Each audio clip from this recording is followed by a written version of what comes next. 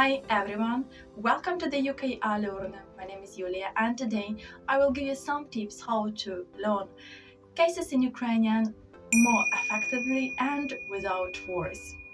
I prepared for you 5 tips and here are they. The first tip is learn the cases like a child. True to that, one of the reasons why kids tend to learn languages more easy is that because they are not focused on grammar at all. Learning cases in Ukrainian naturally is the most effective way to start speaking Ukrainian much faster. My 5-year-old son is always making mistakes with the cases. He's always say "Я не хочу кашу", but I correct him.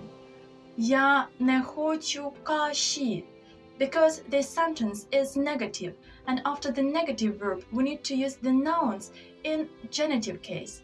That's why "Я не хочу каші".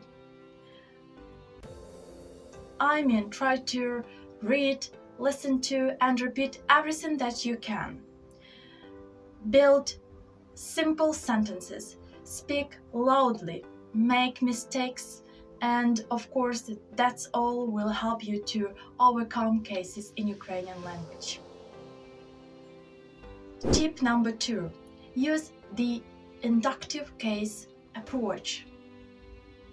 That means when you learn the phrases, for example, Slava Ukraini, and then you find the postcard with the sign Це Україна, you understand that something happened with these two words.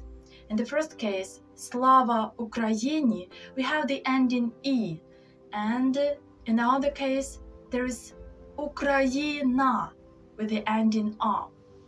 So you try to understand what happened and try to find the necessary grammar rules and figure out what's the difference between them.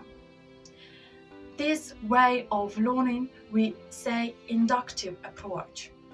This way works great. I'm sure on 100% that you will memorize these grammar cases for all your life.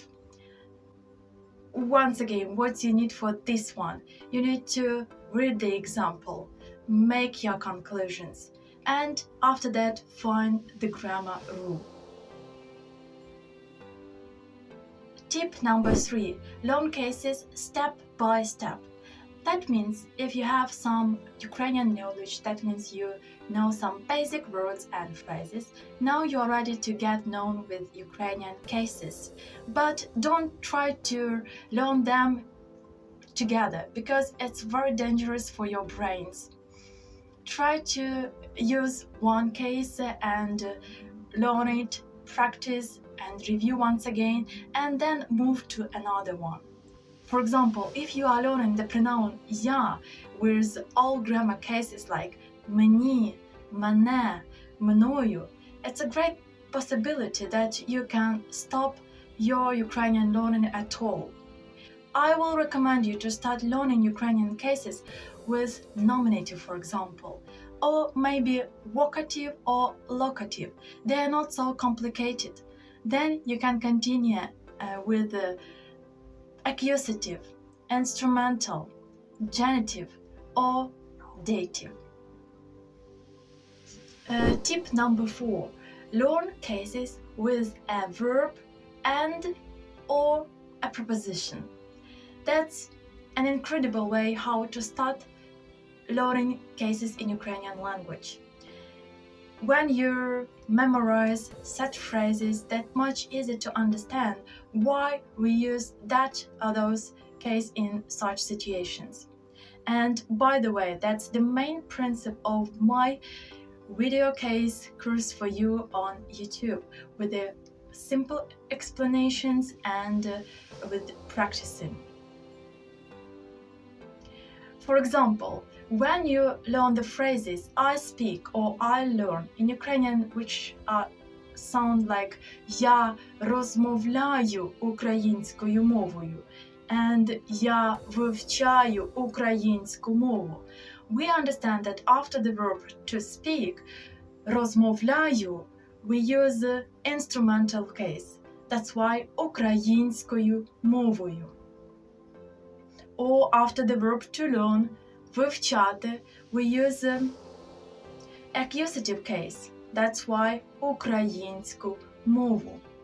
Or if you are talking about prepositions, for example, such preposition as про, which means about, in the sentence Я розповідаю вам про українську мову. We also use accusative case after this preposition. When you are reading any Ukrainian text, you can explore these cases by yourself. For example, if you see in the text the verb знайомитися, you can go to the biggest Ukrainian dictionary online, find this word and understand with what prepositions or with what nouns in what cases we have to use this. And you will see that знайомитися з we usually use with the preposition з, after which we use the nouns in instrumental case. And the last tip is be calm and stay positive.